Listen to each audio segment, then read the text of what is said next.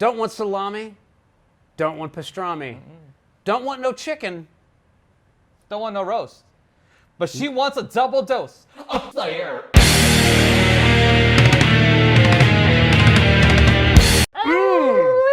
We are here to talk about, what year is this? 1980. 1980, Hawk the Slayer.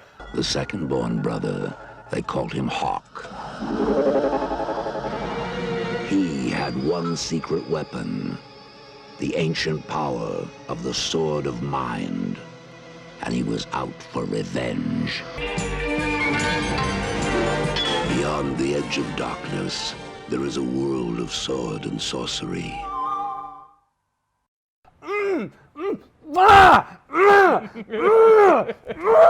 It's metal. Oh! It's f***ing metal. This is the best 600,000-pound film ever made in the history of ever. Directed by Terry Marcel, starring John Terry and the mighty Jack Palance. Story of two brothers, Hawk and Voltan.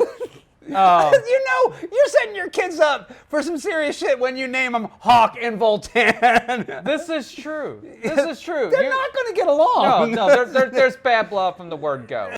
You killed our father.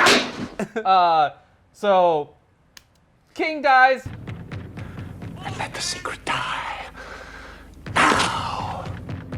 Hawk inherits the Mind Stone, which melds with the sword, so becomes the Mind Sword. And Jack Palance is not cool with that shit. Plus, back in the day, Hawk stole Voltan's Lady Love. Alleged. She friend-zoned him Oh, she and totally fell You and I were friends. Nothing more. for the Krista Berg of Hawkville. I'm just saying, can you blame her? Can you blame her? Hawk. Yeah. So, you know, so Voltan, you know, tried laying the moves on the lady, and lady's like, F you, and No. burned his face, so he's got this sweet half Darth Vader mask thing going on, and man, he's just bitter about this shit, and he will not let this go. And his face is so jacked up that he couldn't find any woman willing to lay with him, so he stole a child. Years with a face that no woman would look upon, forcing me to take another man's child to call my own. Just in case you were wondering where all of that shit came from. But then Voltan decides, hey, you know what would be a good time? What if we went and stole some nuns from the Abbey? And they do. Not on Hawk's watch, baby. One. It's still one. Just the important one. Yeah. Seize her. Let her go. The Abyss. Yeah. And Held then... it for ransom for 2,000 gold pieces, so naturally Hawk's got to put a band together and just kick ass along the countryside. You got a giant, you got a dwarf, you have got an elf, and then you've got a one-armed man. How do you go wrong? And a sorceress. Absolutely. Yeah. Who So heals it's got pigs everything. in her off hours. Yeah. So, I mean, every class in D&D is represented here, seems like. Absolutely. And race. and weirdly, there are some references to Middle Earth in this one. The dwarf, when he first appears, he says something like "by Gimli's beard" or something like that in a what seems like a throwaway line. So he's obviously in JRRs, and the Iron Hills are mentioned in here as Iron well. Mountain. Well, he says Iron Hills in this one. Does he? So yeah, it's what leads up to the Iron Mountain. You'll throw it up here what he actually said. There's a hole here as large as the pits of Gimri in the Iron Hills. Damn Skippy, I will. I love this movie. I unashamedly love this movie. This was a movie that I caught on cable, like on Cinemax during the day, because, you know, they couldn't just show adult films all day long. They actually had to show some, you know, footage for the youngins. And I fell in love with this then because Crow, the elf, is quite possibly one of the greatest representations of badassery on the planet.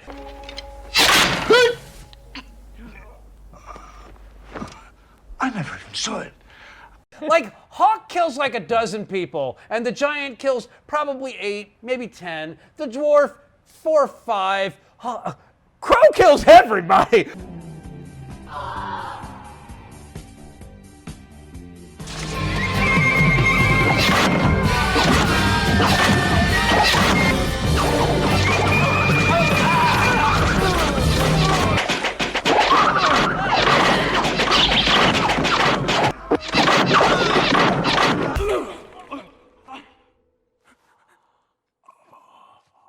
Not only Crow, but also One-Armed Man has fucking machine gun fire through the fucking movie too with the crossbow. Absolutely. Yeah, it's like and motherfuckers are mowed down. It is the Mike Ransom of Middle fucking Earth.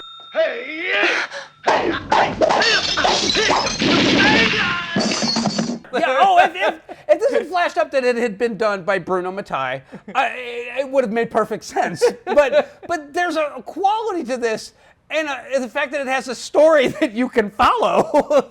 You can describe this movie in a couple of sentences as opposed to the half hour it takes to try and figure out what's going on with the Bruno film. It's just the weirdest thing. Jack Palance is so over the top. He is dialed up. He's cranked to 12. Oh, I like a man with spirit. He's won over Spinal Tap on this one. And he knows it. He knows exactly does. what kind of movie he is in. He knows exactly what kind of character he is supposed to be. And he is just playing it to the bone. I have never seen scenery chewed up this badly and spit out in my life. And I love it. I love when he is getting like his burn zapped with the heel rock from the big evil person. Steel yourself. I love that. I love when he kills his dad. Let the secret die. Then he's and then he just leaves. He could have taken the sword. He could have searched him for the Mind Stone. No. Voltan had shit to do. He had a bunch of bad guys to get back to. When he kills his henchman. Yes. Pick it up. Pick it up.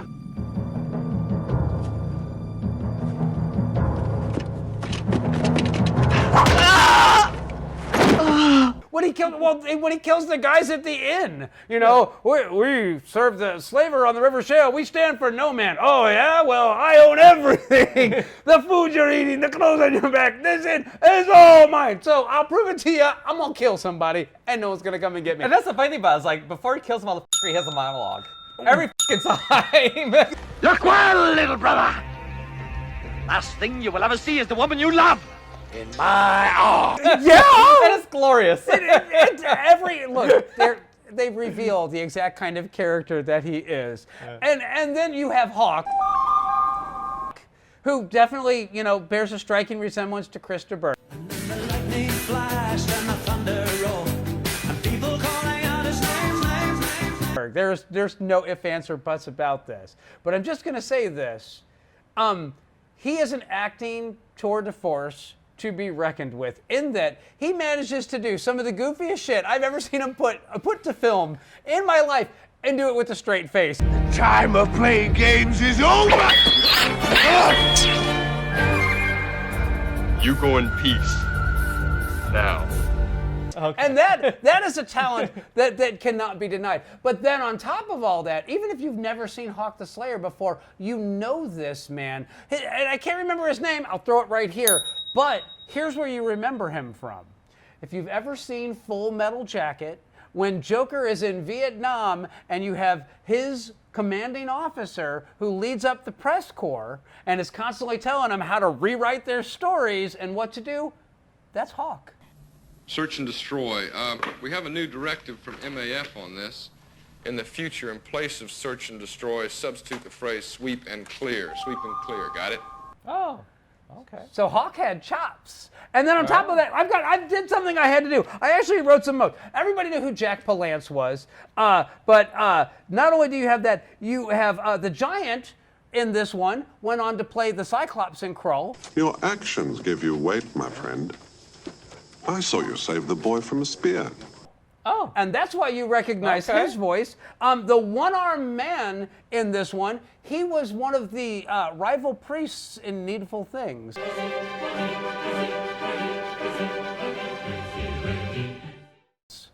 There was the Okay. Catholic and the Protestant, and he was one of them. I haven't seen that movie in years, so. Every one of these actors, every one of them, went on to either have really prolific careers in that they were just in like everything from like every TV show on British and American television, or they went on to do some serious roles and really prove that you know what, they really did bring everything that they possibly could to this particular movie. Yeah. The dwarf was in Legend. He was the pig demon that was one of the henchmen of Darkness. Okay. So yeah, like literally everybody in this, and Crow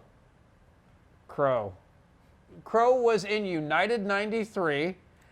Never seen it. Well, it recaps the story of the plane that was crashed into the field by the passengers on that one. So yeah. And ironically, he's from Pennsylvania. So apparently, Okay. Lothlorien Wood is somewhere near Pittsburgh.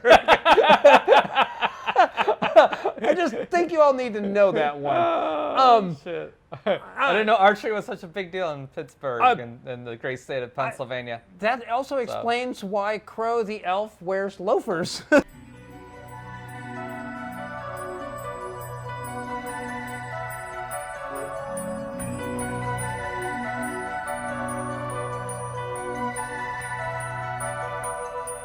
So, because he stopped by the mall to grab him on his way to rescue the abbess.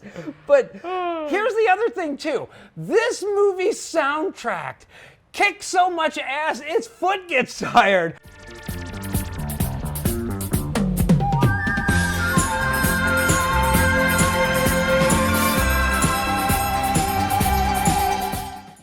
I love this soundtrack. Now, granted, they could have gone the Howard Shore route. They could have like tried to go for like, you know, epic and medieval. No, pop, funk, rock. And why is that? Because the producer of this movie is a former British pop rock star, and he's the one who wrote all the music for it. And I love it. Well, there you go. Bootsman, there's a moose loose about this hoose.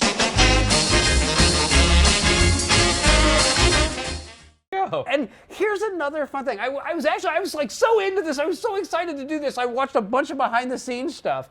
And the director of this movie, and when I say this, you're going to go like, holy shit, that makes perfect sense. Okay. He set out to make a spaghetti western in the fantasy genre.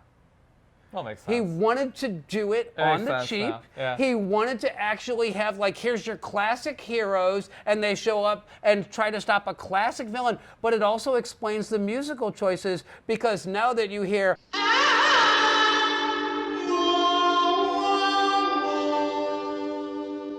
Well, hey, guess what? Hawk's got that too. So, except for his is electronica, and it's just chock full of badassery. He'll throw it right here. What he said. Tell me your thoughts. Share with me about Hawk the Slayer. Oh, this movie is so much fun. It has. You have more fun watching this than you'll ever have the right to. The shitty sets and the low budgetness of this movie, it like just enhances the charm of it dramatically. I mean, because there's like what, 4 sets? I mean, there's the woods. Yeah. There's the Abbey. Yes. There's Voltaire's place and and that's really about it. Yeah, some tents. That's it. So I mean, it's a model of efficiency in that regard. Yeah. The special effects are they're shaky at best. I mean, but they're charming. They're silly, but they work for what this is. Super balls and silly string are magic.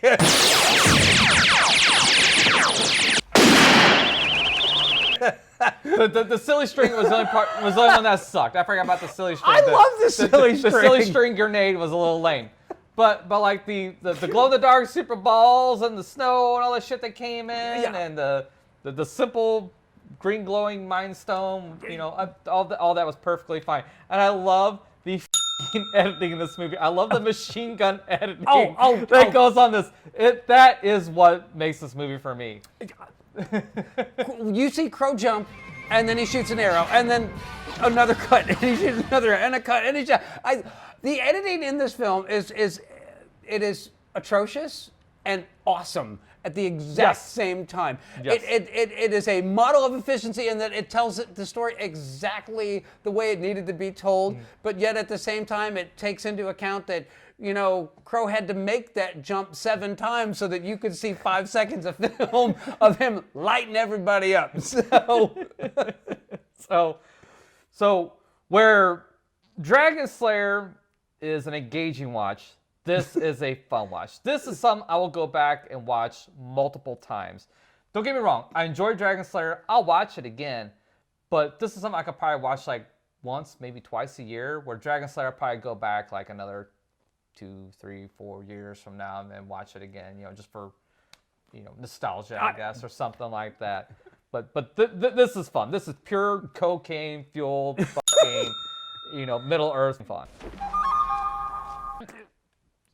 Look, I bought a region-free Blu-ray player and a UK release of this film on Blu-ray. That's how much I adore this film. It's region 2, by the way, in case you were wondering on that, and you got to set the Blu-ray player for each region when you swap out from US to UK. But there's so, like I said, Excalibur was a $10 million film. Dragon Slayer was a $14 million film. Yes. No, 18.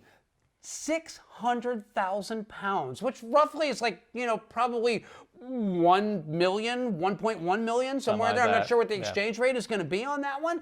But the fact that they actually were able to do that, get this cast together, and most of them were either character actors or they were just starting out their career, and get all this done and shoot this entire film over 6 weeks. Yeah. I want more of this. See how it glows, brother. And here's the sad part. Here's the part of this. This film did amazingly well at the box office. What was the box office on this? The box office on this was production assistant. What did Hawk the Slayer make in UK box office tickets? I can't see what. Yeah, so there's the disappointment. We were supposed to get Hawk the Destroyer. Conan the Destroyer is no substitute. Well, we didn't even get Hawk the Slayer in theaters here. Yeah. Which is the real sin out of all this. You know, so who knows? And here, this is a movie. Look, A24, can we talk? I need $6 million. I have an urgent request to make. Request? I find myself in need of 2,000 gold pieces. I need the rights to remake Hawk the Slayer. I will give you box office returns the likes of which even the Fremen have never seen.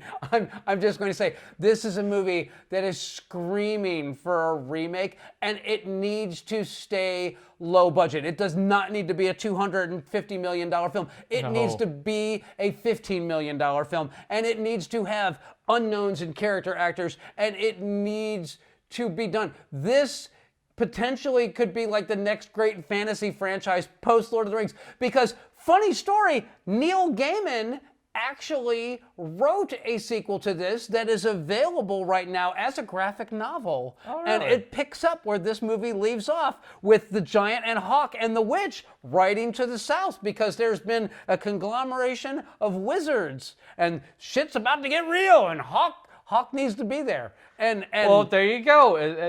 It checks all the fucking boxes. It could be done for next to no budget. It could have nobody fucking in it. And it's existing fucking property. with a built-in fan base that is rabid for this. Which means they'll fuck it up. I tried.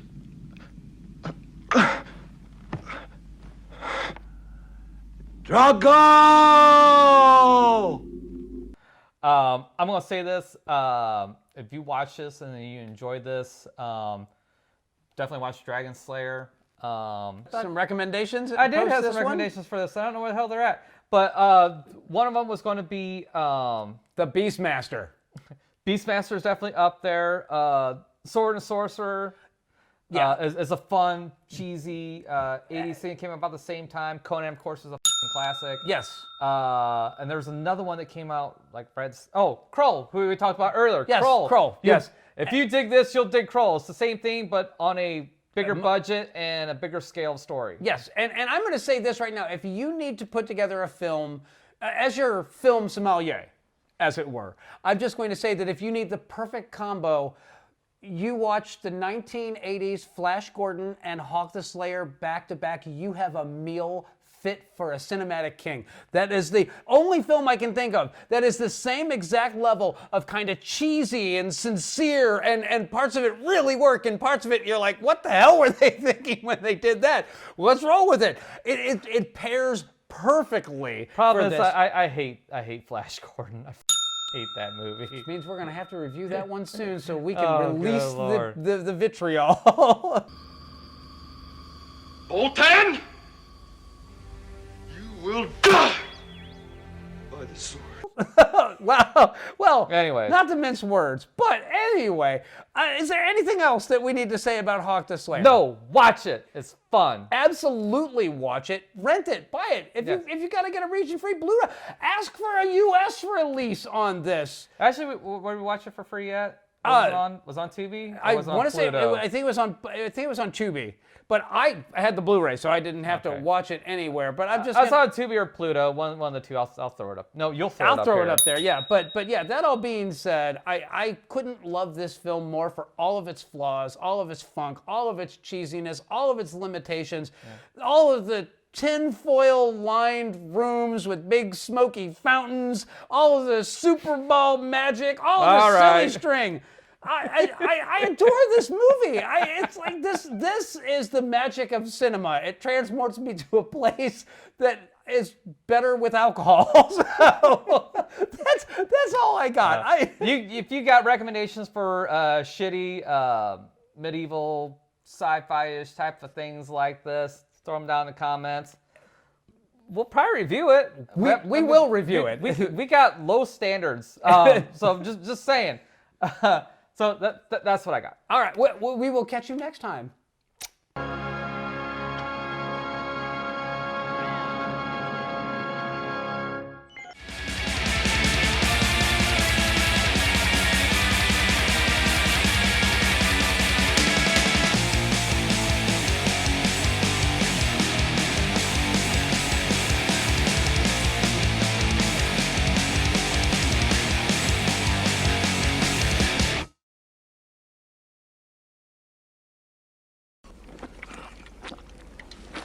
Welcome!